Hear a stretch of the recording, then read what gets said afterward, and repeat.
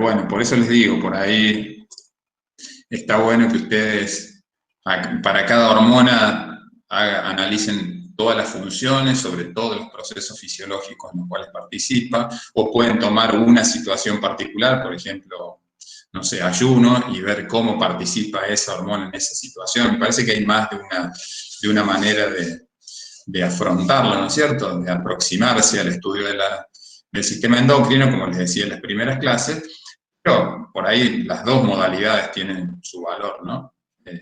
Evidentemente, cuanto más ustedes lo vayan viendo, y una y otra vez, es como que se van a ir fijando, ¿no es cierto?, los conceptos. Bueno, entonces, como les decía, en la clase de hoy vamos a estar viendo la fisiología de la glándula tiroides, y como hacemos normalmente, vamos a hacer un pequeño repaso anatómico, que bueno, que es algo que ustedes ya lo habrán visto en anatomía. La glándula tiroides está en todos los vertebrados, ¿no es cierto? En los animales domésticos que nosotros estudiamos tienen glándulas tiroides, lo mismo que tenemos, los humanos también tienen glándulas tiroides. Por ahí la anatomía no es exactamente igual. Fíjense, tienen la tiroides de un humano, y del lado izquierdo hay una figura de las glándulas tiroides de un gato, que son similares en el canino, en el perro son similares. Entonces, normalmente la glándula tiroides está formada por dos lóbulos, que fíjense que están ubicados a caudal de la laringe y adosados, digamos, a las paredes laterales de la tráquea. O sobre las superficies laterales de la tráquea. En el caso de los humanos, fíjense que tenemos un lóbulo derecho, un lóbulo izquierdo y un lóbulo intermedio, ¿no es cierto? Un istmo, como un istmo que conecta las dos, el lóbulo derecho con el lóbulo izquierdo. En el caso de los animales, no existe. Puede existir una pequeña banda fibrosa en el caso de los bovinos y de los equinos, pero en los carnívoros, en el gato y en el perro, están separadas, digamos, no hay conexión, digamos. Acá ustedes pueden ver en marrón las glándulas tiroides, y también en la parte craneal la paratiroides, que se acuerdan en la clase pasada, Francisca les estuvo hablando acerca de la importancia de la glándula paratiroides, ya que es la encargada de producir paratormona, que es una hormona que está relacionada con el metabolismo del calcio. En el caso de los perros y gatos tenemos estas glándulas tiroides ubicadas en esta posición, y después hay otras glándulas menores, como accesorias, que pueden estar distribuidas en cualquier posición, desde la laringe hasta el diafragma. Son como glándulas tiroides, digamos, accesorias, más pequeñas. Incluso si se produce la extirpación de estas glándulas, puede haber alguna actividad residual de este tejido, ¿no es cierto?, que está disperso en esa región que les mencioné. Respecto a la histología, también un repaso rápido. Ustedes también lo han visto en la asignatura específica. Cuando hacemos un corte histológico de la glándula y lo teñimos, vemos algo como lo que ustedes están observando en estas fotografías. Está formada por los folículos tiroideos, ¿no es cierto?, que acá yo se los estoy marcando. Y acá tenemos una vista con mayor magnificación. Entonces, ese folículo tiroideo, que se los estoy demarcando, les decía que tenemos los folículos tiroideos, está formado por el epitelio tiroideo, que serían estas celulitas que yo les estoy mostrando acá, y en el interior hay un espacio lleno por el coloide, ¿no es cierto? Y ahí ya vamos a ver que hay algunas lagunitas de reabsorción, eso que se ve ahí blanco. Y ya vamos a ver qué significado tienen. Acá también se pueden ver todas esas circulitos más claros, ¿no es cierto?, son lagunas de reabsorción. En realidad, esto está indicando que las células del epitelio tiroideo, ¿no es cierto?, están tomando el coloide, porque ya vamos a ver cómo sería la producción y la secreción de las hormonas tiroideas por parte de estas células. De hecho, estas células que forman el folículo tiroideo son las encargadas de producir las hormonas tiroideas. Si lo vemos más esquemáticamente, tenemos acá las células foliculares, que forman el epitelio folicular, que serían todas estas células, que vamos a ver que pueden ser, en general son cúbicas, pero pueden ser más altas o más bajas, dependiendo del grado de actividad que tenga la glándula en ese momento. Estas celulitas, reconocemos una superficie basal y una luminal, ¿no es cierto?, que estaría contra el coloide. Acá dice tiroglobulina. En realidad vamos a ver que el coloide está formado por una proteína particular que se llama tiroglobulina. Más adelante ya vamos a ir clarificando la importancia y cómo está formada. Entonces, bueno, tienen las celulitas, todas estas células, fíjense que es un epitelio simple, entonces tienen una zona, una membrana plasmática basal y otra apical, ¿cierto?, que da la luz del folículo. Y después por fuera, evidentemente acá también tenemos una membrana basal y después tenemos el tejido conectivo. Ahí encontramos otras células que son las células foliculares que, como también les mencionó Francisca en la clase pasada, son las encargadas de producir otra hormona que es la calcitonina. Y después vemos vasos sanguíneos, una glándula que está muy irrigada, es decir, que ustedes van a encontrar muchos capilares sanguíneos, y también hay linfáticos, que serían esto que está acá. Bueno, eso con respecto a las cuestiones bien generales de la histología. Y esto es lo que yo les decía, hay la morfología de los folículos tiroideos cambia dependiendo si la glándula está inactiva, que sería de este dibujo, el panel izquierdo representaría una glándula inactiva, es decir, que tiene poco estímulo de otra hormona que se produce en la adenohipófisis, que es la hormona tirotrófica, la TSH, ya vamos a hablar un poco más. Es decir, esta morfología adopta cuando la glándula está inactiva. Fíjense que acá tenemos el coloide, tenemos las células epiteliales, que en este caso son, bueno, y este sería el intersticio. En este caso, fíjense que las células, de estar poco activas, poco estimuladas por la TSH, son células bajas, ¿no es cierto? Y el coloide es muy grande. Fíjense acá.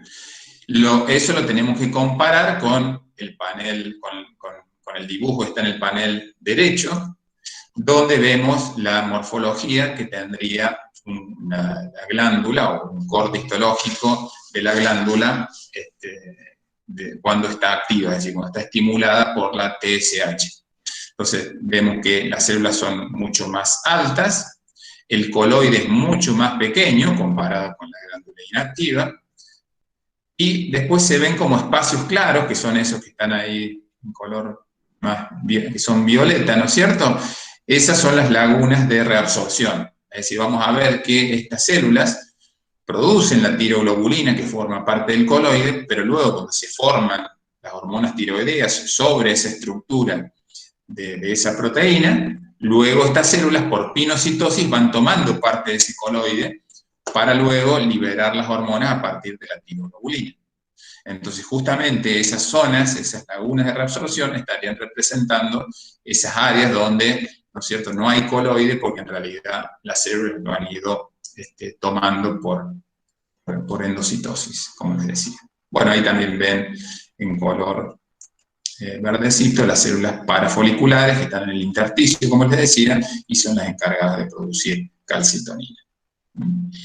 Eso en cuanto a esas diferencias morfológicas de una glándula inactiva respecto a una glándula que está activa, es decir, que está produciendo hormonas tiroideas y evidentemente se encuentra estimulada por la TSH, por la tirotrofina u hormona estimulante de la tiroides.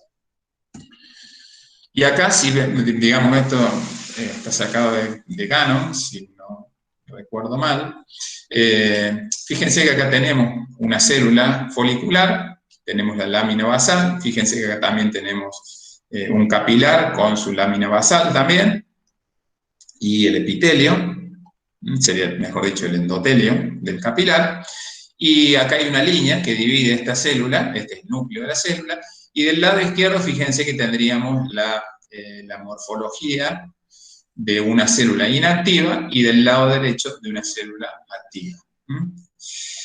Básicamente vemos que la célula activa evidentemente tiene más organelas que están relacionadas con la producción de hormonas tiroideas, tiene más retículo endoplásmico rugoso, más mitocondrias para producir energía, el aparato de Golgi también está más desarrollado, hay más cantidad de estas vesículas de secreción o vesículas de secreción. En estas vesículas vamos a ver después que va justamente la tiroglobulina, ¿no es cierto? Esa proteína que se va a transportar hasta la membrana y luego por exocitosis va a ser liberada en el coloide, que sería esta parte, ¿no es cierto? Lo que les estoy mostrando acá estaría el coloide. Y a su vez, fíjense que en esta célula también va a haber todos estos procesos que estarían indicando que hay endocitosis. Eso es lo que yo les decía, esta célula va a tomar por endocitosis o pinocitosis, va a ir tomando pequeñas cantidades del coloide, y luego, esta sería lo que está en amarillo, una vesícula endocítica, es decir, lo que se formó luego de que la célula endocitó, ¿no es cierto?, parte del coloide, es decir, que esta vesícula tendría acá coloide, y luego vamos a ver que se van a unir a lisosomas, que justamente los lisosomas van a aportar las proteínas, ¿no? Mejor dicho, las enzimas proteolíticas para procesar esa tiroglobulina y obtener en definitiva las hormonas tiroideas. Eso ya lo vamos a ir viendo. Pero esto para mostrarles, digamos, ya más a nivel fino, ¿no es cierto? Cómo serían las diferencias que existen entre una célula que está inactiva respecto a una célula que está activa, es decir, que asumimos, como dice acá, que está estimulada por la TSH.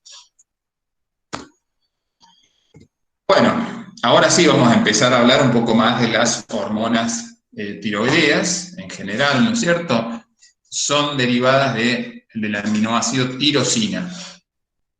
¿Claro?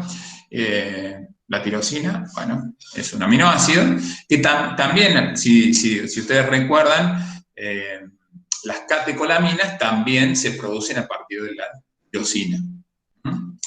Y la melanina, el pigmento, también se deriva de la tirosina. O sea que tiene bastante el sustrato para diferentes compuestos, ¿no? Produce más, ¿no es cierto? Pero una de las hormonas que produce es la tiroxina, o T4, ustedes la pueden nombrar como más les guste, que contiene, vamos a ver que en la molécula contiene 4 iodos. Y produce otra hormona también, que está emparentada con la T4, que es la T3, o triiodotionina. Y esta hormona contiene 3 iodos, ¿no es cierto?, en su composición.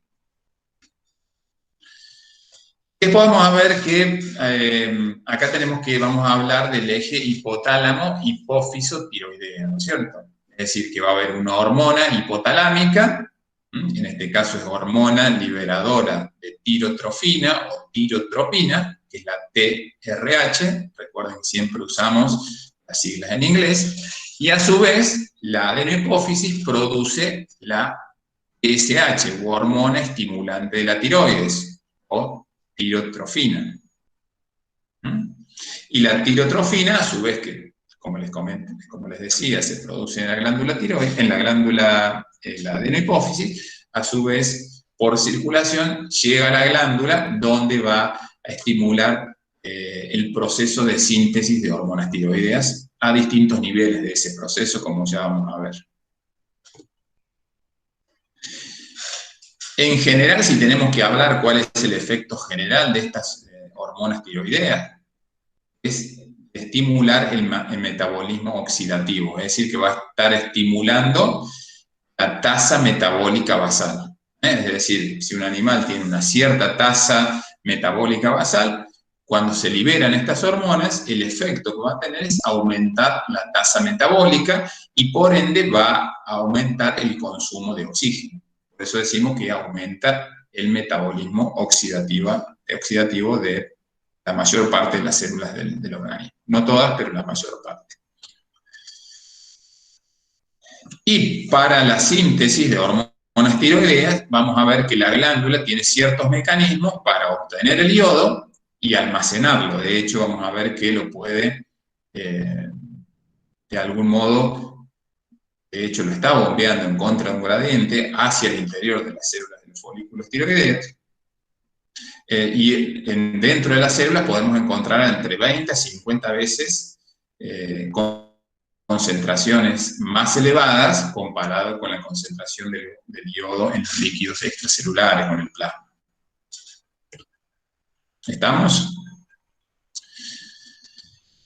Después vamos a ver, digamos, un poco más en particular las funciones, pero en principio me gustaría adelantarles que las hormonas tiroideas son muy importantes en el crecimiento somático. Cuando veamos en la próxima clase crecimiento, vamos a ver que cumplen ciertas funciones específicas sumamente trascendentes en lo que sería el crecimiento y el desarrollo de los animales y del hombre también. Es muy importante para la diferenciación y maduración del sistema nervioso, y eso también lo vamos a ver con algunos ejemplos, es decir, que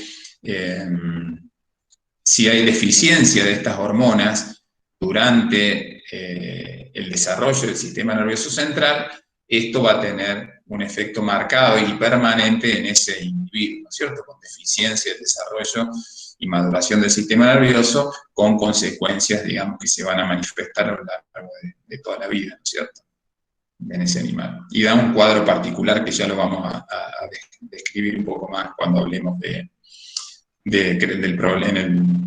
crecimiento, la fisiología del crecimiento. Y como les decía anteriormente, está muy relacionada con el consumo de oxígeno, es decir, regulando o aumentando el metabolismo. Y también tienen una acción marcada en lo que sería el metabolismo de los lípidos, proteínas e hidratos de carbono, es decir, en general de todos los macronutrientes. Eso ya también incluso algo habíamos visto cuando hablamos del metabolismo de la glucosa, cuando hablamos del problema de ayuno, vimos que las hormonas tiroideas también tienen que ver con el metabolismo de estos macronutrientes.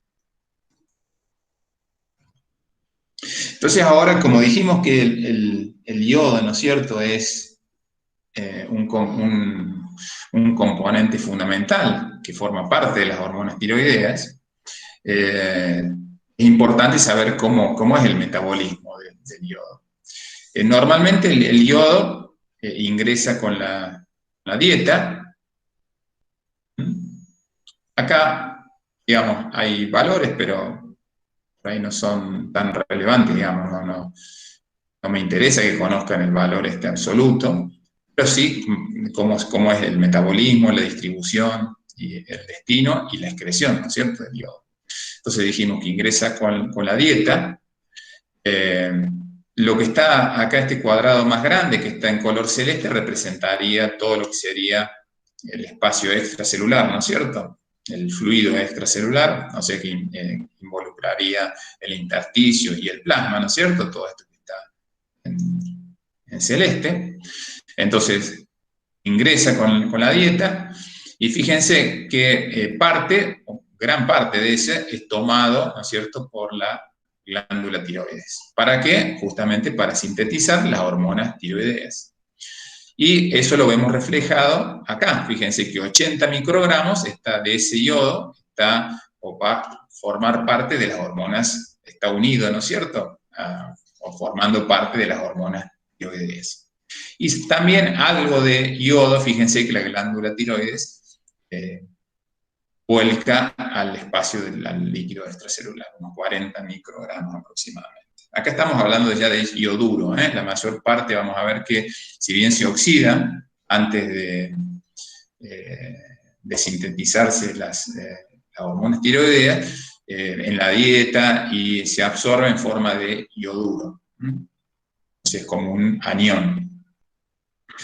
Y luego fíjense que las hormonas tiroideas se van a metabolizar básicamente en el hígado y también en otros tejidos. Parte del yodo va a pasar desde los hepatocitos al líquido extracelular, ¿no es cierto? Vuelve al líquido extracelular, es decir, se le extrae esas hormonas tiroideas, se le saca el yodo y vuelve a la circulación y a los líquidos extracelulares. Y parte, fíjense que se va a excretar con la bilis. Eso que sale con la bilis, fíjense que luego va a aparecer en la materia fecal. Unos 20 microgramos va a aparecer con la materia fecal y unos 480 microgramos va a aparecer por la orina, perdón. Se va a filtrar a nivel del riñón y se va a excretar en orina. Entonces, fíjense, nuevamente, como hemos hablado en tantas oportunidades, si nosotros nos fijamos cuánto es el input, el ingreso de yoduro en la dieta, que son 500 microgramos, y si nos fijamos cuánto se excreta, 480 más 20 nos da 500. Esta sería la situación ideal, ¿no es cierto?, donde hay un balance entre el yodo que ingresa con el yodo que sale. Entonces, de esa manera se mantienen los niveles de yoduro dentro del organismo apropiados para que se puedan producir las hormonas tiroideas. Entonces, eso es lo que me interesa más que nada, que ustedes vean cómo es el movimiento del yodo dentro de los diferentes compartimentos, ¿no es cierto?, dentro del animal, y luego que la mayor parte se elimina a través de la orina, y una porción minoritaria a través de la materia fecal, pero que si nos fijamos en cuánto ingresa respecto a cuánto sale, encontramos que hay un balance, ¿no es cierto? Eso se acuerdan que ya lo habíamos visto cuando hablamos de balance hídrico, por ejemplo, que teníamos en cuenta cuáles eran los ingresos y cuáles eran los egresos, ¿no es cierto? Y eso nos daba el balance.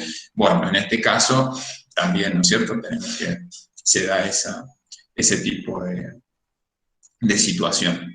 Ahora vamos a hablar un poco de cómo se regula la secreción. Yo les había adelantado que para la secreción tenemos que hablar en realidad de un eje, ¿no es cierto? De un eje hipotálamo, hipófiso.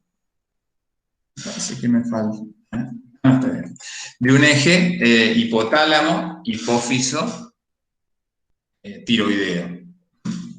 Entonces, fíjense que acá tenemos, en este esquema, tenemos en lo que sería el hipotálamo, con distintas condiciones que pueden hacer modificar o estimularlo o inhibirlo. El hipotálamo dijimos que liberaba la TRH, que es hormona liberadora de tiotropina o tirotrofina. Esta hormona, a través del un sistema vascular particular que existe a este nivel, que es el sistema porta hipotálamo adenohipoficiario, ya lo vamos a describir más adelante, pero por ahora solamente ustedes, es importante que sepan que esta TRH llega a través llega por vía circulatoria, por vía sanguínea, llega a la adenohipófisis o pituitaria anterior, adenohipófisis o hipófisis anterior, donde va a estimular a un grupo de células que se conoce como el tirotropo. Son células particulares dentro de todas las células que hay, que vamos a ver que producen distintas hormonas, todavía no lo hemos visto en particular, algunas cosas hemos visto, pero no todas. Entonces hay unas celulitas en particular que se llaman tirotropos, que producen la TSH, u hormona estimulante de la tiroides, o tirotropina, o tirotrofina, como ustedes más les guste. O sea, ahí pueden decir TSH, pero también es importante que más allá de acordarse del acrónimo TSH, también que sepan que esa hormona se llama hormona estimulante de la tiroides o tirotropina. Entonces, esta TSH a través de circulación llega a la tiroides, donde me va a estimular la producción de hormonas tiroideas. Fíjense acá que ustedes ya ven que mayoritariamente la glándula tiroides produce la T4 y un 80% aproximadamente, y un 20% de la T3. Lo interesante de esto es que la T4 tiene muy poca actividad, de hecho se la considera prácticamente como una prohormona, ¿no es cierto? ¿Qué quiere decir esto? Que en realidad ella per se tiene poca actividad y tiene que transformarse en T3 para ejercer el efecto metabólico, ¿no es cierto? El efecto sobre las células blancas. Por eso dice ahí que que en los tejidos periféricos la T4 pasa a T3, lo que estaría representado acá. Y la T3 es la encargada, fíjense que es la encargada, como es la T3, es la forma activa, es la encargada de producir este fenómeno de retroalimentación negativa sobre la adenohipófisis para disminuir la producción de TSH y también sobre el hipotálamo para reducir la producción de hormona liberadora de tirotrofina, la TRH. Ya vamos a ver que en realidad la T4 en la célula se transforma en T3 y también dentro del mismo plasma parte de la T4 se va transformando. Hay deiodinasas, ¿no es cierto?, enzimas que le sacan un yodo, porque solamente con sacarle un yodo la transformamos de T4 a T3. Entonces vamos a ver que también en circulación la T4 va pasando a T3, que sería, digamos, la hormona con el efecto metabólico más importante. Por eso, algunos autores la T4 la toman como si fuera una prohormona, digamos, un precursor de la T3, que es realmente la que tiene la actividad metabólica. Y después otra cosa que podemos ver acá, que hay algunos estímulos, por ejemplo el frío, me estimula este eje, ¿no es cierto?, la producción de TRH y como consecuencia de eso más producción de TSH y como consecuencia de mayores niveles de TSH, creación de hormonas tiroideas. Si recuerdan de la clase pasada, cuando estuvimos hablando del frío, dijimos que cuando salimos de esa zona de termoneutralidad, ¿no es cierto?, lo que sucede es que se comienza a estimular el metabolismo, ¿no es cierto?, a través de hormonas, de catecolaminas y de hormonas tiroideas. Entonces, justamente, el frío lo que estaría haciendo es estimulándome al eje, se incrementa la producción de hormonas tiroideas, por ende, se incrementa el metabolismo y como consecuencia de eso, aumenta la producción de calor.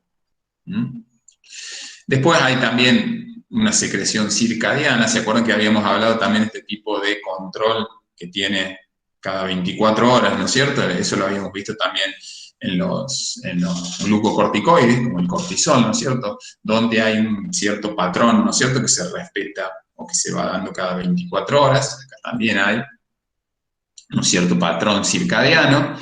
Y después un efecto negativo que estaría dado por un estrés que sea demasiado intenso, ¿no es cierto? Un estrés muy severo me estaría inhibiendo al eje.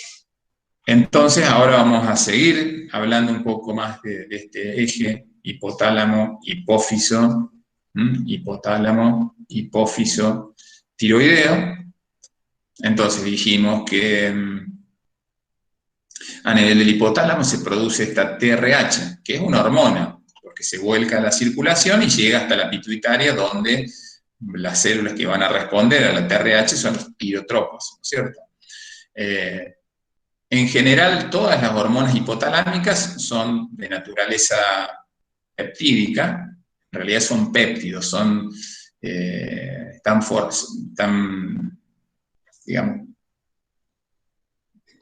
conformadas por poquitos aminoácidos. En el caso particular de la TRH, es un tripéptido, son 3 aminoácidos, no importa, esto por ahí son detalles que no son tan relevantes, pero me parece que es interesante que ustedes lo vean. Vamos a ver que hay otras hormonas también hipotalámicas que también son 5 aminoácidos, 10 aminoácidos, un decapéptido, octapéptido, 8 aminoácidos. En general, todos los factores o estas hormonas hipotalámicas son péptidos chiquititos. Por eso les decía, en particular, la TRH es un tripéptido formado por glutamina, histidina y prolina. Bueno, no importa, son 3 aminoácidos. No es tan relevante que se acuerden exactamente qué aminoácidos la conforman. Se produce en los núcleos supraóptico y paraventricular, que ustedes ya se acuerdan que lo habíamos mencionado, de la producción de ADH, la hormona antidiurética, se producía también en estos núcleos. Acuérdense que son grupos de neuronas que en este caso van a producir la TRH. Es decir, que la TRH sería una neurosecreción, es decir, una hormona o un compuesto que lo producen hormonas y lo vuelcan a la circulación. Estimula la síntesis de TSH, ¿cierto? Que sería la tirotropina, y también la de prolactina. Eso, bueno, es una información un poco anexa, digamos, pero también, digamos, esta TRH induce la liberación de prolactina.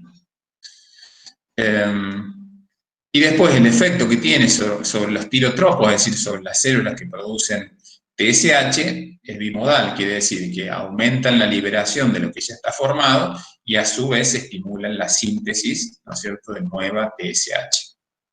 Hacen que lo que está almacenado se libere y a su vez estimulan a estas celulitas para que produzcan más TSH. ¿Estamos? Entonces eso sería para definir un poco esta hormona liberadora que proviene del hipotálamo. Y acuérdense que llega a la adenipófisis a través de este sistema porta hipotálamo hipoficiario, que ya vamos a describir un poco más. Por ahora sepan que llega a la adenipófisis por vía vascular, por vía sanguínea. A diferencia de lo que ocurría, ¿se acuerdan?, con la neurohipófisis, que ahí el tipo de conexión entre hipotálamo y la neurohipófisis es de tipo nerviosa, ¿no? No es vascular. En el caso de la relación, de la conexión del hipotálamo con la adenohipófisis, la conexión es de tipo vascular. Entonces la TRH llega a la adenohipófisis por vía sanguínea, a través de este sistema porta hipotálamo hipoficiario. Ahora vamos a ver lo que ocurre con la TSH. Esta es la hormona que se produce a nivel de los tirotropos, se vuelca a la circulación y va a llegar a la tiroides, donde va a estimular la producción de hormonas tiroideas. Entonces, esta TSH, en este caso es una glucoproteína bastante grande, formada por 204 aminoácidos, un peso molecular bastante elevado, y está formada por 2 subunidades, alfa y beta. O sea, es una proteína bastante grande y bastante compleja, formada por subunidades. Y bueno, y es la hormona responsable de estimular a las células foliculares para que produzcan hormonas tiroideas, T3 y T4, que ya vamos a ver seguidamente a qué niveles actúan, ¿no es cierto? Dónde, dentro de todo ese proceso de síntesis de hormonas tiroideas, a qué nivel estaría actuando la TSH. Y bueno, y acá llegamos a ese punto, ¿no es cierto? Ahora tenemos que entender cómo se producen las hormonas tiroideas. Y para eso les muestro esta diapositiva, donde ustedes pueden ver, dijimos que las hormonas tiroideas las producen las células epiteliales, ¿no es cierto?, de los folículos tiroideos. Tienen esta sería todo lo que se ve en rosa, ¿no es cierto?, sería una célula tiroidea. Este sería lo que les estoy marcando acá, sería el intersticio. Esta sería la membrana citoplasmática de la parte basal de la célula. Esta es la membrana citoplasmática de la parte apical. Y acá lo que les estoy marcando, lo que estoy señalando todo acá, esto sería el coloide, para que ustedes se ubiquen, digamos, dentro de lo que sería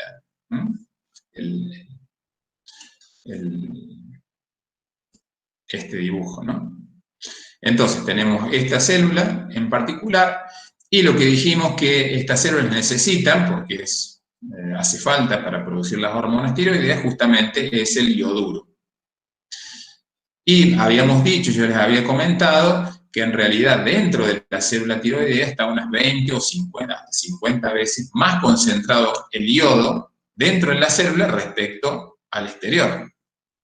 Entonces, evidentemente que para mover, ¿no es cierto?, para transportar ese ioduro desde el exterior de la célula al interior de la célula, se va a necesitar energía. Y para ello se utiliza este transportador que se llama NIS. El N sería del sodio, yodo, sin portador, es un sin portador porque fíjense que mueve yodo al interior también, sería como un cotransporte. ¿Se dan cuenta? Es una proteína que está en la membrana citoplasmática de esta célula, en la parte basal de las células. Entonces, esta proteína hace un cotransporte de yodo y sodio. Estaría transportando un yodo y 2 moléculas de sodio, o 2 iones, sí, 2 moléculas, 2 sodios, 2 átomos de sodio al interior de esta célula folicular. Entonces, este sería un transporte activo secundario, ¿no es cierto? Porque el ioduro se mueve en contra de un gradiente gracias al gradiente electroquímico que hay para el sodio, ¿no es cierto? Porque tengo mucho sodio afuera y poco adentro, entonces el sodio ingresa y junto con el sodio arrastra al ioduro. Hemos visto otro tipo de transporte. Pero ¿qué sucede? El sodio se me comienza a acumular en el interior. Entonces, ¿qué hace falta? La bomba de sodio-potasio, que está también representada en este dibujo. Entonces, fíjense que la bomba de sodio-potasio va a transportar 3 sodios hacia el exterior y 2 potasios hacia el interior. Entonces, va a estar manteniendo las concentraciones de sodio intracelulares bajas para permitir que este sin portador o este cotransporte, ¿no es cierto?, pueda seguir funcionando. ¿Vamos? ¿Se entiende? Entonces, bueno, ahora ya tenemos el ioduro en el interior de la célula. El ioduro se mueve hacia la membrana apical de la célula, y ahí, fíjense que hay otra proteína más en la membrana, una proteína transportadora. Lo que va a hacer es, se llama pendrina, pendrina sería en español. Lo que va a hacer esta pendrina es sacarme el yodo hacia el coloide y meter cloro. Sería como un contratransporte, ¿no?, de aniones en este caso, porque me saca el ioduro y me mete cloro, y ingresa cloro. Inmediatamente, una vez que sale, en la membrana de estas células hay una peroxidasa, que utilizando peróxido de hidrógeno lo que hace es oxidarme ese ioduro, me lo oxida a yodo elemental. Entonces ese sería el primer paso que tiene que ocurrir. Esta es se llama peroxidasa tiroidea, es una enzima que lo que va a hacer es justamente oxidarme ese ioduro y transformármelo en yodo. Ahora bien, ¿qué sucede? Por otro lado, dijimos que dentro del coloide teníamos la tiroglobulina. ¿Qué es la tiroglobulina? Es una proteína grande, muy, muy grande, o sea, formada por muchos aminoácidos, que está acá en el coloide.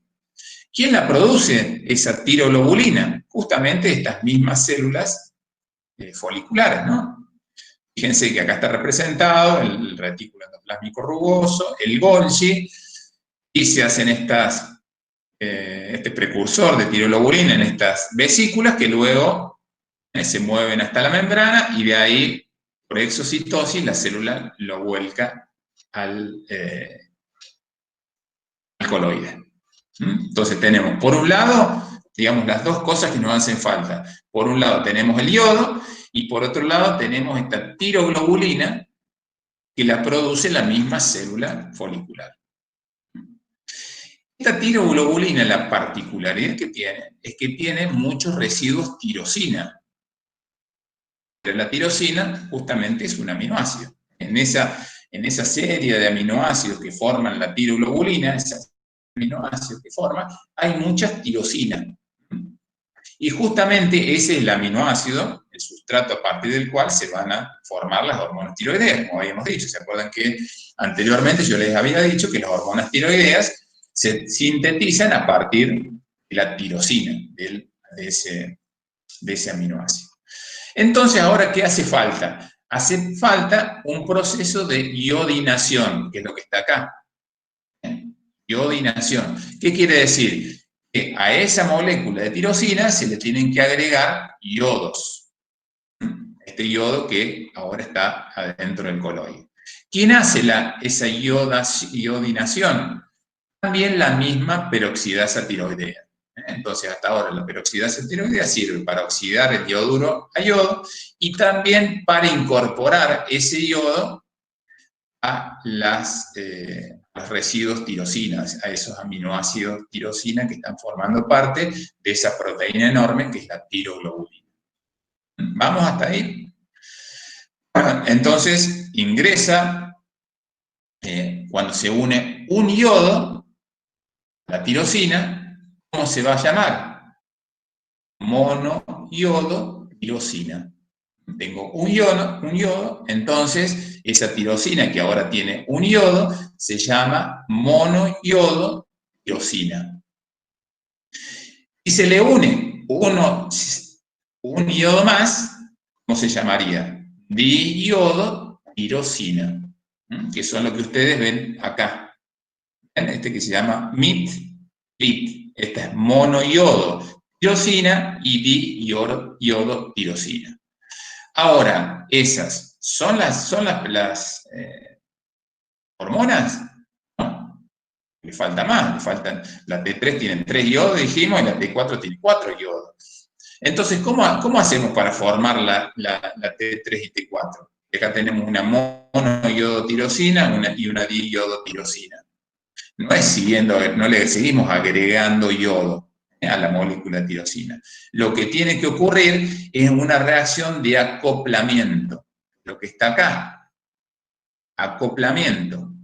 ¿Qué quiere decir? Es como que si se unieran una diyodotirosina con otra monoyodotirosina, entonces en ese caso me formaría la T3, una monoyodotirosina y una diyodotirosina.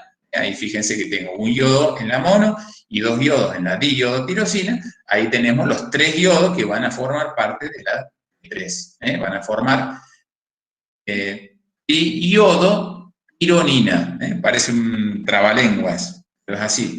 Acuérdense, cuando no son hormonas, es tirosina, es monoyodotirosina y diyodotirosina. Cuando se formó, ya cuando tengo la hormona, es diyodotironina. O la T4 tetrayodotironina. O T4 o tiroxina en este caso. O T3 o diyodotironina. Ahora después, seguida a esta y otra diapositiva donde vamos a ver un poquito más en detalle. Esa unión entre una monoyodotirosina, una diyodotirosina para formar la T3, por ejemplo, o la unión de una diyodotirosina con otra diyodotirosina para formar la T4, dijimos que se llamaba reacción de acoplamiento, que lo ven acá como coupling. Esta reacción de acoplamiento también es catalizada por la peroxidasa tiroidea. Entonces, fíjense la importancia de esta enzima, ¿no es cierto? Porque ya nombramos digamos, en todos los pasos prácticamente, este paso de oxidación del yoduro a yodo, luego la transferencia del yodo a la tirosina y la reacción de acoplamiento, es decir, ese último paso para la formación de las hormonas tiroideas, todas esas reacciones son catalizadas por esta peroxidasa tiroidea. Entonces, ¿con qué terminamos? Con esa gran proteína, la proteína sigue enterita, ¿no es cierto?, con todos sus aminoácidos y demás, pero dentro de esa proteína muy grande vamos a tener monoyodos tirosinas, diyodos tirosinas, va a haber algunos que van a ser T3, van a haber tetrayodo, algunos que ya se hizo el acoplamiento y son T3 o diyodotironina, va a haber T4 o tetra o tiroxina o tetrayodotironina. Y también va a haber algo de esta T3 reversa, ustedes ven acá, que en realidad es un isómero que se produce en menor cantidad y que es inactivo, ¿no es cierto? No tiene actividad metabólica. Entonces ahora ya que tenemos esa molécula de tiroglobulina con todo esto en su estructura, ¿no es cierto? Lo que va a hacer la célula, dijimos que era esta endocitosis o pinocitosis. ¿Qué va a hacer la célula? Va a tomar pequeñas porciones del coloide, los va a internalizar, se va a formar esta vesícula, ¿no es cierto? Y luego se va a unir a lisosomas, los cuales contienen enzimas proteolíticas, y esas enzimas proteolíticas lo que van a hacer, van a ir hidrolizando, degradando esa tiroglobulina en todos sus aminoácidos. Acuérdense que una proteasa, una enzima proteolítica, lo que hace es hidrolizar las uniones peptídicas. Va a ir hidrolizando las uniones y me va a ir liberando todos los compuestos. ¿Cuáles van a ser esos compuestos? Monoyodotirosina, diyodotirosina, que fíjense que la célula lo va a volver a aprovechar a esto, porque estas no son las hormonas. Entonces, fíjense que lo que va a hacer, los va a deyodinar, le va a sacar el yodo lo va a volver a utilizar, lo va a reciclar, y a su vez la tirosina, el aminoácido, también lo va a usar para la síntesis de nueva tiroglobulina. Nada se pierde, todo se transforma, digamos. Y por otro lado, lo que sería la T3 y T4, que estaban formando parte de esa gran molécula de tiroglobulina, van a ser secretadas a la circulación, también junto con un poco de la T3 reversa. ¿Estamos? Entonces, ahí tenemos todo el proceso de síntesis, ¿no es cierto?, y liberación de hormonas tiroideas. Ahora bien, yo les decía, la TSH, esta hormona producida en la hipófisis, la tirotrofina, va a estar estimulando la producción de hormonas tiroideas. Ahora, ¿a qué niveles va a estar actuando esta hormona? Básicamente a 3 niveles. Va a estar estimulando, por un lado, el transporte de sodio hacia el interior, estimulando, ¿se acuerdan? Esta proteína era un SIM portador, o sea, estaría cotransportando sodio y yoduro al interior, ¿no es cierto? Entonces me estaría estimulando la actividad de esta proteína para transportar más yodo al interior. A su vez, me estaría estimulando todo el proceso de iodinación y acoplamiento, y también la pinocitosis. Fíjense que actúa, ¿no es cierto?, a distintos niveles para estimularme la secreción de hormonas tiroideas. Bueno, es un poquito complicado. A ver si con esta transparencia se les aclara un poco o se les complica más. Creo que es Gannon, me parece que es Gannon. Les explico cómo está armado esto. Fíjense que acá dice plasma, digamos, esto sería el espacio extracelular. Esto que está, este rectángulo, sería muy esquemáticamente lo que sería una célula tiroidea, el folículo tiroideo. ¿Se entiende? Esta sería la membrana citoplasmática basal y esta sería la apical. Entonces, fíjense, y esto que está acá, todo lo que estoy yo marcando en este momento, esto sería el coloide. ¿Claro cómo estaría esto representado? Entonces, fíjense que directamente el yoduro ingresa a la célula, acá no, evidentemente que acá no está descrito todo eso que estuvimos hablando nosotros, bueno, para lo que se trata de explicar en esta transparencia no es relevante, ¿no es cierto? Pero en definitiva, el yodo es transportado activamente, pasa al interior del coloide, y luego dijimos que el paso inicial era la oxidación a yodo. O sea, de yoduro pasa a yodo. ¿Se acuerdan que el responsable de catalizar este paso era la peroxidasa tiroidea? A ver, creo que un segundito me parece que alguien quiere ingresar. A ver, ¿quién quiere ingresar? No. ¿Qué pasó?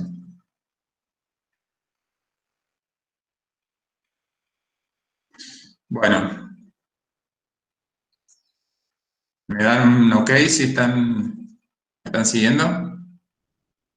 Acá está Karen, sí. Profe, Sí, ¿me podría explicar de vuelta lo del yodo, cómo se transforma con la enzima esa? Porque a mí se me cortó anteriormente y esa parte se me quedó como colgada. ¿cómo se transforma de yoduro a yodo? Ajá, sí, Entonces, hasta acá, digamos, fuera de la célula tenemos como yoduro. Ingresa a la célula como yoduro a través de este transportador, de este NIS. Evidentemente lo bombea, o sea, no es que este gasta energía, esta no es una bomba, es un transportador, ¿no es cierto? Acuérdense que el gasto de energía a través es cuando funciona la bomba de sodio y potasio, es decir, un transporte activo secundario, básicamente, para que no nos confundamos. Pero evidentemente que esto le permite a la célula tiroidea transportar el yodo en contra de un gradiente, porque dijimos que dentro de la célula está mucha concentración. Y luego hay otra en la membrana luminal, ¿no es cierto?, de la célula, hay otra proteína de membrana que es la pendrina, la encargada de transportar el sodio fuera de la célula hacia el coloide y el cloro hacia el interior. Sería como un contratransporte. Lo que sucede es que fíjense que acá, incluso en el borde, sobre la membrana citoplasmática de estas células foliculares está la peroxidasa tiroidea. Lo que hace la peroxidasa justamente es, ¿cierto?, oxidar este ion o este anión yoduro, lo transforma en yodo, que sería este. Ese sería el primer paso, sería la oxidación del yoduro a yodo. Y luego, ahí ya estaría listo para hacer la iodinación de las tirosinas, del aminoácido tirosina. ¿Claro? La iodinación también está a cargo de la peroxidasa tiroidea, y después, una vez que esas tirosinas se han iodado, o sea que tengo monoiodotirosina y diiodotirosina, el proceso de acoplamiento, que en definitiva produce la formación de las hormonas tiroideas, también es catalizado por la peroxidasa. Entonces, todos esos pasos son, para que ocurran normalmente, tiene que estar la peroxidasa tiroidea. No sé si responde tu pregunta. sí, profe, ahí está. Lo de adentro, donde viene el red, Golgi, y ahí saca la tiroglobulina, la que usted Sí, dijo. Esa parte sí. también más o menos se me cortó a mí, por eso esa partecita no Bueno, la... o sea, las células foliculares también son las encargadas de producir la tiroglobulina. La tiroglobulina dijimos que es una proteína. Es decir, que el gen de esa tiroglobulina está codificado en un gen en el ADN del núcleo. Ese gen se tiene que transcribir, se produce el RNA mensajero, el RNA mensajero viene al retículo endoplásmico rugoso, se produce la proteína, la tiroglobulina, esa tiroglobulina tiene un péptido señal que hace que vaya al Golgi, porque acordate que es una proteína que luego se va a secretar, ¿no es cierto? Porque si es una proteína que se va a secretar, tiene que ir al Golgi. Entonces, una vez que llega al Golgi, ahí sufrirá algunas otras transformaciones post-transcripcionales, pero que no son relevantes, y luego esa pasó por el Golgi, a través de esas vesículas de secreción, van hasta la membrana citoplasmática, se funden con la membrana y por exocitosis, digamos, liberan la tiroglobulina al coloide. ¿Está claro? Es como una proteína que secreta cualquier célula, ¿no es cierto? Ese sería básicamente. Entonces, fíjense que estas células, qué procesos más complejos que llevan a cabo, ¿no? Porque participan de todo el proceso, de la síntesis de la tiroglobulina y a su vez todos los procesos que ocurren sobre las tirosinas que están formando parte de esa tiroglobulina para formar las hormonas tiroideas, después reabsorber el coloide y a partir de ese coloide, ¿no es cierto?, hidrolizar la tiroglobulina, la proteína, y liberar de esa manera las hormonas tiroideas, que sería este último paso. Y lo que no es hormonas tiroideas, pero que tiene yodo, evidentemente, por una razón de economía energética, ¿no? La célula lo vuelve a utilizar. Le retira el yodo lo vuelve a utilizar, y la tirosina que me quedó luego que le retiré los yodos, la vuelvo a usar para sintetizar más tiroglobulina. Bueno, y un poco lo retomamos acá, a eso. Acá está un poquito, fíjense que está un poco más detallado. Lo que les decía, teníamos acá el espacio extracelular, acá dice plasma, pero bueno, sí. Acuérdense que el yodo atraviesa el endotelio de los capilares, así que va a estar en equilibrio en todos los líquidos extracelulares. Así que bueno, este sería el yodo extracelular, ingresa a este rectángulo acá que estaría representando una célula tiroidea. Por transporte activo dijimos que pasaba la luz, ahí por la oxidasa tiroidea se oxida a yodo, y luego, fíjense, ahora nos tenemos que concentrar en esto. ¿Ven esto que está acá como una columna, también como un rectángulo, acá con bordes festoneados? Bueno, esto estaría representando, con un poco de imaginación, una molécula de tiroglobulina. Entonces, habíamos dicho que o sea, que estamos dentro del coloide. Dentro de esta molécula de tiroglobulina dijimos que había residuos tirosina. O sea, acá, fíjense que acá, dentro de todos los aminoácidos que están formando esta tiroglobulina, hay muchos aminoácidos tirosina. Probablemente ustedes lo recordarán de química biológica, en algún momento lo habrán mencionado, este aminoácido, que tiene esta estructura, ¿no es cierto?, este anillo fenólico. Esta es la tirosina. Entonces, ¿qué va a pasar? Dijimos que cuando se le agrega a esa tirosina un yodo en la posición 3, fíjense, porque los carbonos estos los nombramos de 1, 2, 3, 4, 5 y 6. ¿Vamos? Acá fíjense que se agregó un yodo en el carbono 3. Entonces esto es la 3-monoyodo tirosina, el MIT. ¿Recuerdan que ya lo habíamos nombrado anteriormente? ¿Quién cataliza esta unión? También la peroxidasa tiroidea, como habíamos dicho anteriormente. Esta iodinación es catalizada por la peroxidasa tiroidea y se forma este 3-monoyodo tirosina. ¿Vamos? Ahora, ¿qué pasa? Fíjense acá, más abajo, está lo mismo. Yoduro ingresa al coloide, la peroxidasa tiroidea lo transforma, lo oxida a yodo. Ese yodo, fíjense, ahora se incorpora en el carbono 5. Dijimos 1, 2, 3, 4, 5. Entonces ahora tenemos, en esta molécula de tirosina tenemos 2 yodos. Entonces, ¿esto qué es? Es 5-diyodo tirosina, el DIT. Entonces tenemos MIT y tenemos DIT. ¿Esas son las hormonas tiroideas? No. ¿Qué tiene que ocurrir para que se formen las hormonas tiroideas? Tiene que haber una reacción de acoplamiento, es decir, se tienen que unir una diiodotirosina, como esta que ustedes ven acá, con otra diiodotirosina y me van a formar, ven acá tienen, diiodotirosina más diiodotirosina, te van a dar, va a quedar una alanina, formando parte de la cadena esa de la tiroglobulina, y se va a formar esto que ustedes ven acá, que yo se lo estoy demarcando. ¿Lo ven? Está unido, esta es la cadena de aminoácidos, ¿no es cierto? Fíjense que está unido a los aminoácidos que forman parte de esta tiroglobulina. Esto que yo les estoy marcando acá, se las presento, esta es la T4, o tiroxina, o tetraiodotironina. Tetra porque son 4, yodo, tironina. ¿Está claro? Entonces acá se formó esa reacción de acoplamiento, se formó la T4. ¿Cómo forman la T3?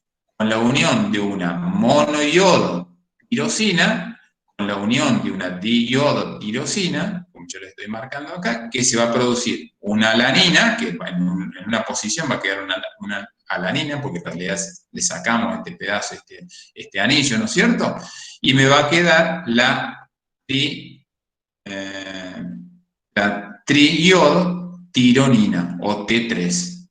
O sea, por la unión de una monoiodotirosina más una diiodotirosina, me forman la triiodotironina. Tri, porque son 3 iodos, y bueno, la terminación nina, que era tironina, que sería la de la hormona, ¿no es cierto? Sería la T3.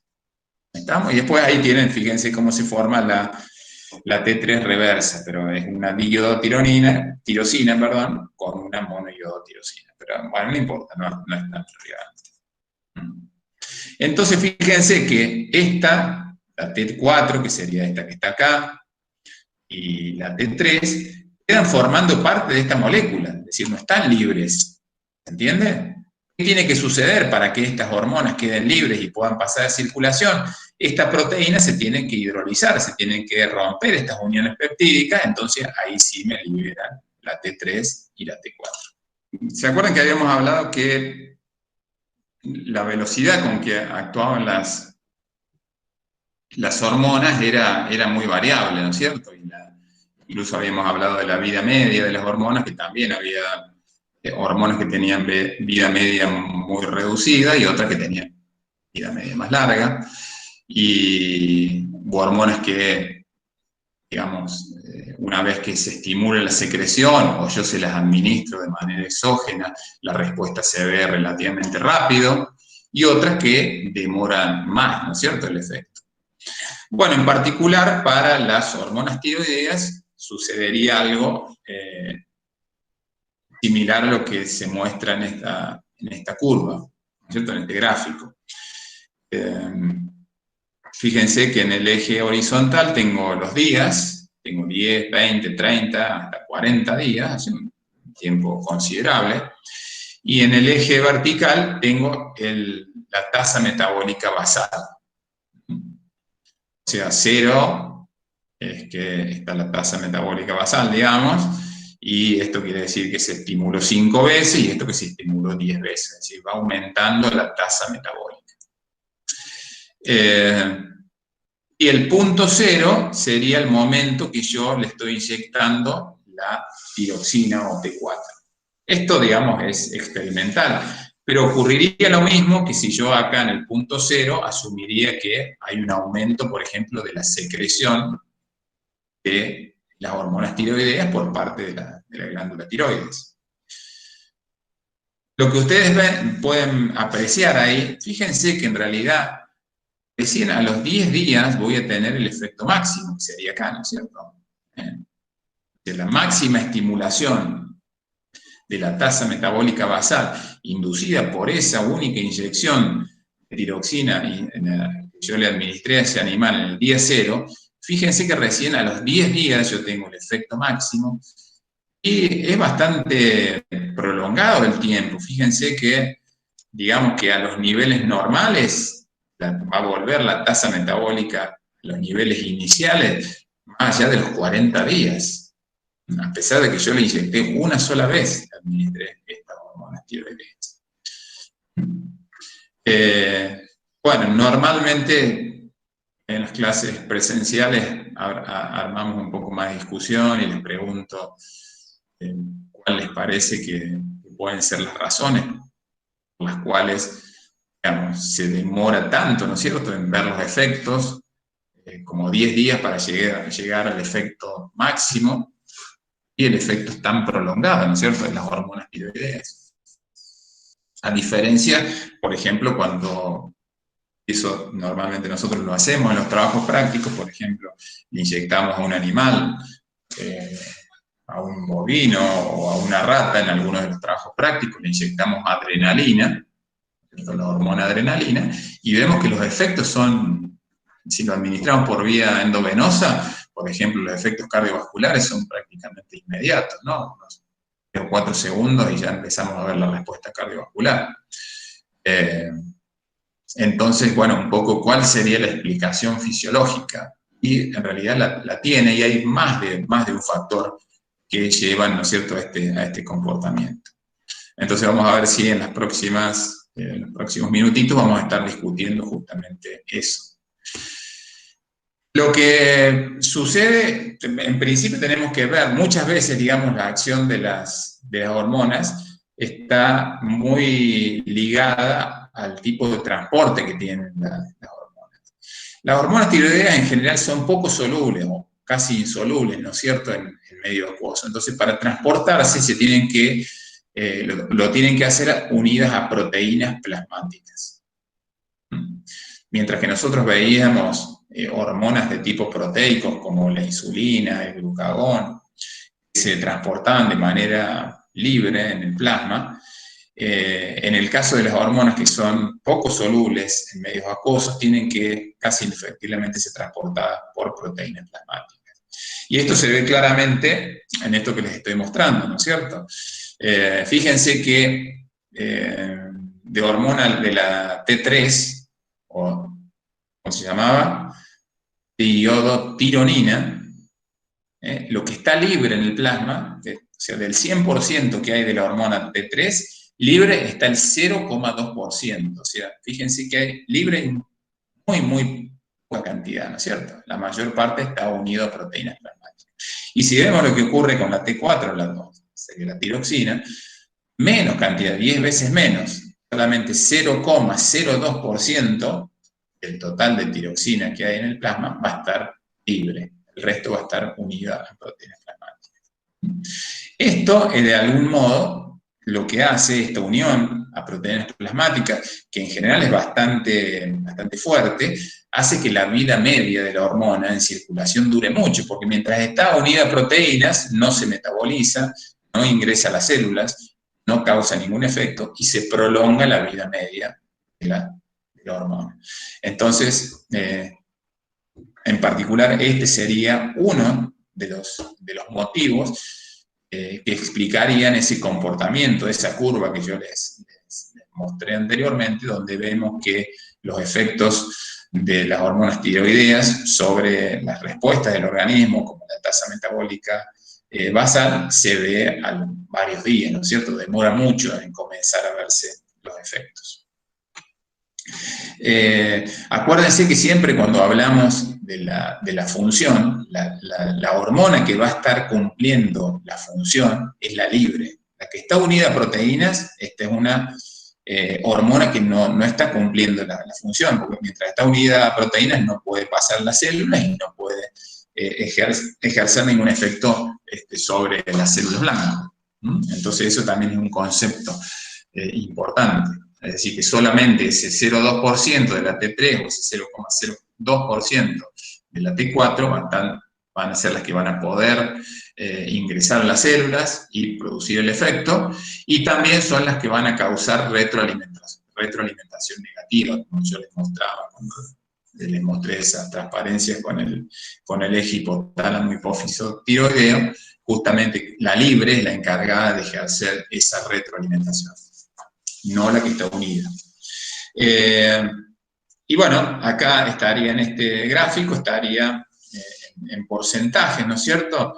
lo que está unido a los distintos tipos de proteínas plasmáticas. En particular hay una globulina unidora o ligadora de tiroxina, que es esta, la TBG. Nuevamente esto viene de las siglas del inglés. Thyroxine Binding Globulin es una globulina ligadora de tiroxina, ¿no es cierto?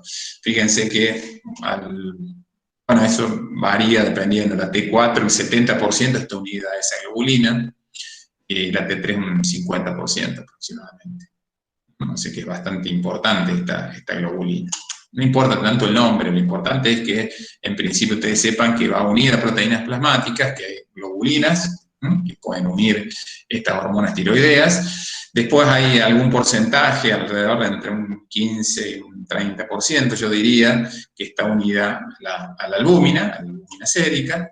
Y después hay una en particular, que se conoce como transtiretina, que es una prealbúmina, que también, ¿no es cierto?, une algún porcentaje, sobre todo de la T4. Por ahí esto es hilar muy fino, pero bueno, por eso me interesa por lo menos que conozcan que, digamos, el mayor porcentaje de estas hormonas se transportan y están unidas en plasma a proteínas plasmáticas, y solamente un pequeño porcentaje está libre, y esa hormona libre es la encargada de ejercer la función. ¿Se entiende? Por eso, digamos, esta unión, una unión tan estrecha y tan fuerte a proteínas plasmáticas, hace que la vida media de la hormona en circulación sea más larga, y estaría explicando en parte, como les decía, ese comportamiento, ¿no es cierto?, de la respuesta del organismo ante una administración de hormonas tiroideas o secreción por parte de la glándula. Y acá encontraríamos, en el mecanismo de acción de las hormonas tiroideas, encontramos también otro, ¿no es cierto?, argumento para explicar ese comportamiento. ¿Por qué? Porque ¿se acuerdan que habíamos visto algunas hormonas que tienen receptores en la membrana, se desencadenan segundos mensajeros, y capaz que en el transcurso de minutos u horas, pocas horas, tenemos la respuesta? En cambio, estas hormonas, fíjense, las hormonas tiroideas en particular, tienen receptores intranucleares, que es lo que yo les estoy señalando acá. Entonces, estas hormonas, la libre, ¿no es cierto?, como les decía anteriormente, tanto T3 como T4 atraviesan la membrana, son relativamente fáciles de atravesar esta bicapa lipídica, y lo que va a suceder dentro de la célula, fíjense que hay deiodinasas que me van a sacar un yodo a la T3 y me la van a transformar, de la T4, y me la van a transformar en T3. ¿Se acuerdan que dijimos que en definitiva la hormona activa es la T3, ¿no es cierto? Y la T4 es como si fuese un precursor prácticamente. Entonces, de hecho, cuando esta T4 o tiroxina ingresa a las células, hay deiodasas intracelulares que le sacan un yodo y la transforman en T3. O directamente, puede ser la T3 que atraviese la membrana, ingresan al núcleo y se van a unir a una proteína que es el receptor de hormonas tiroideas. Una vez que se produce esta interacción entre la hormona tiroidea y su receptor, se unen a regiones promotoras de ciertos genes, de genes específicos, y van a hacer que ese gen se empiece a expresar, se empiece a producir RNA mensajero de esos genes en particulares, que sería la transcripción de esos genes, se produce RNA mensajero, que va al citoplasma y comienza la síntesis de nuevas proteínas. Esas proteínas van a ser las responsables de producir todos los efectos de las hormonas tiroideas, que dijimos que son muy variadas. Acá hay un pequeño resumen, ya los vamos a ver más en detalle, pero esas nuevas proteínas que se han generado justamente, que se han empezado a transcribir ciertos genes particulares, ¿no es cierto?, porque se formó la unión de la proteína con de la de la hormona con su receptor, esas nuevas proteínas me van a ejercer acciones en todos los sistemas que responden a hormonas tiroideas, van a tener los efectos sobre el crecimiento, que ya lo vamos a ver, incluso más en detalle cuando veamos justamente el problema de crecimiento, el desarrollo del sistema nervioso, que yo ya les había nombrado, que las hormonas de crecimiento son sumamente importantes, los efectos a nivel cardiovascular, que acá están mencionados, ya los vamos a ver más en detalle, pero fíjense que aumentan el gasto cardíaco, el flujo sanguíneo a nivel tisular, la frecuencia cardíaca, la fuerza de contracción y la frecuencia o la ventilación pulmonar, ¿no es cierto? Estimula también la respiración, porque básicamente lo que van a estar haciendo las hormonas tiroideas es aumentar el metabolismo oxidativo, ¿no es cierto? Si aumenta el metabolismo oxidativo, evidentemente también aumenta el consumo de oxígeno por parte de la célula y entonces tiene que aumentar la tasa de la ventilación pulmonar. También hay una serie de efectos metabólicos, aumenta el número de mitocondrias, justamente porque estimula todos los procesos oxidativos. Estimula la sodio y potasio ATPase en todas las células del organismo. El consumo de oxígeno, eso también explica el aumento de la tasa metabólica basal. La reabsorción de glucosa a nivel del aparato digestivo, estimula la gluconeogénesis, la glucogenólisis. Fíjense que todas estas acciones son hiperglucemiantes, como habíamos visto cuando vimos todo el metabolismo de los hidratos de carbono, aumenta la lipólisis y la síntesis de proteína. Esto no es muy generalizado, esto es a nivel, ¿se acuerdan que habíamos visto que era sobre todo a nivel del hígado? Justamente porque en el hígado se estimulan todos los procesos de gluconeogénesis, que para ese proceso, para esas vías metabólicas se necesitan enzimas, las enzimas son proteínas y por ende aumenta la síntesis de proteínas. Pero vamos a ver que después en general, cuando tengo un exceso de hormonas tiroideas, en realidad tiene un efecto detrimental, ¿no es cierto?, sobre la síntesis de proteínas.